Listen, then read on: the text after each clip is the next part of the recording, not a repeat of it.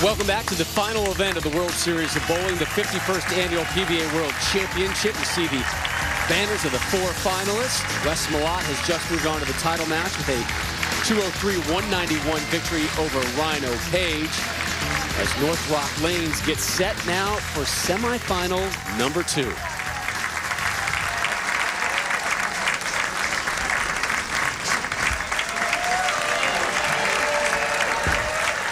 See Thomas Smallwood on the right side of your screen warming up. He was featured in USA Today this week. A wonderful picture and story about his story from former auto worker to unemployed to PBA pro. They called me on Friday and said, "Well, you're interested in coming down for jobs?" And I said, "Well, no."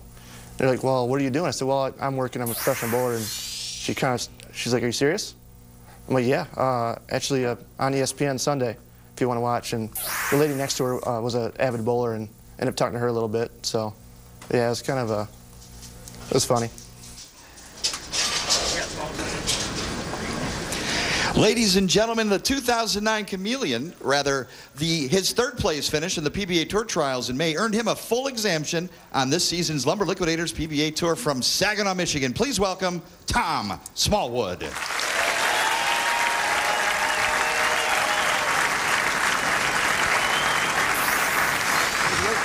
You see Smallwood with the camo-like look up top. He does a lot of bird hunting.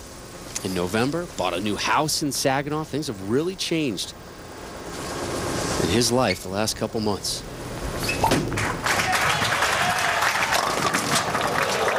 He's a really challenging spare conversion to start off his first ever major. Remember, the last time we saw him was on the Scorpion Championship show, and he struggled because of a bad back. Feeling physically fine today. I asked him what he needed to do to possibly win his first tournament and his first major victory. He said, "You know, I somehow have to figure out a way to control the chaos."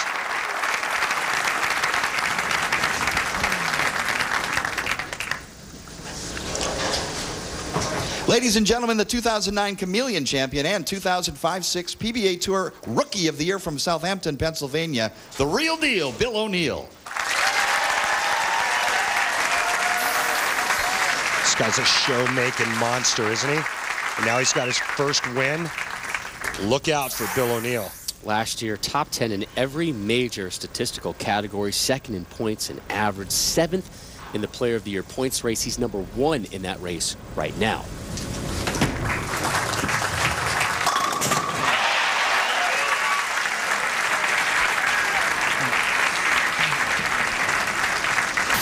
Well, it's not often you see a player with this much power and revolutions go this straight, but this World Championship oil pattern, very, very slick.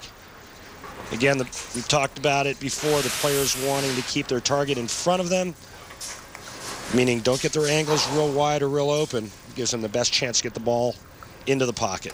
This will be his 3rd top 5 finish already this season. Oh, God. Did not like that one at the release. Oh, man. This just looks a little hard and firm when he gets to the bottom of the swing. And the end result is a pull. Of course, he pays for it, leaving the 4-10 split.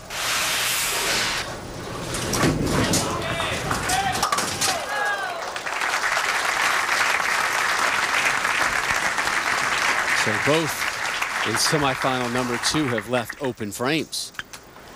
That's good news for Smallwood. Again, we talked about Earl Anthony's domination in this event. He won it a record 6 times. Norm Duke, Walter Ray Williams Jr., 3 each for them in this major event. All comes down to the majors. Look at Smallwood's form. I want you to talk to me about it after the shot.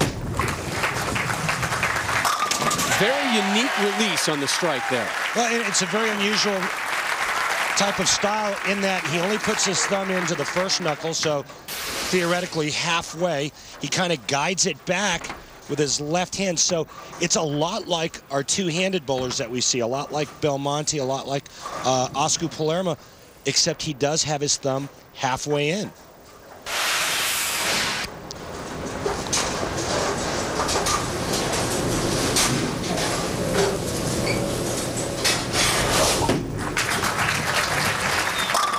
So back-to-back jacks after an open frame first for Smallwood.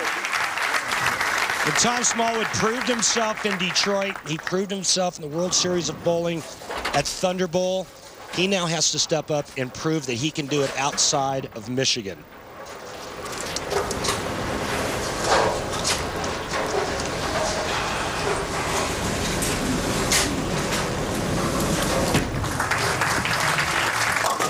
Wide right of target was O'Neal. He was third at the season opening Motor City Open and then won his first ever PBA Tour title, the Chameleon Championship. And here is Bill O'Neal admitting, yeah, you know what, TV nerves have gotten the best of him in the past. I got to be honest, the last two shows I was on in Detroit, I was really nervous. I really wanted to win really badly, and I was putting too much pressure on myself. And I think I needed that. I needed that break. I needed, those good things to happen to me, to get that relief. And as of right now, I'm not nervous at all about the show. Obviously, when Sunday comes, it could be a little different. But as of right now, I'm pretty good. I don't know if it's nerves right now, but he is staring at back-to-back open frames in the second and the third. That's one way to loosen up your opponent. He just looks real firm and real fast early on.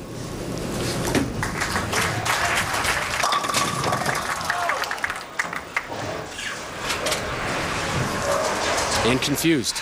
Yep. That's the hardest thing about one-game matches on television, when you go in with a game plan and all of a sudden it's not working and you've only got 10 frames. Right now, Bill O'Neal is saying to himself, okay, was this the wrong decision? And do I make a change? And if so, which change do I make?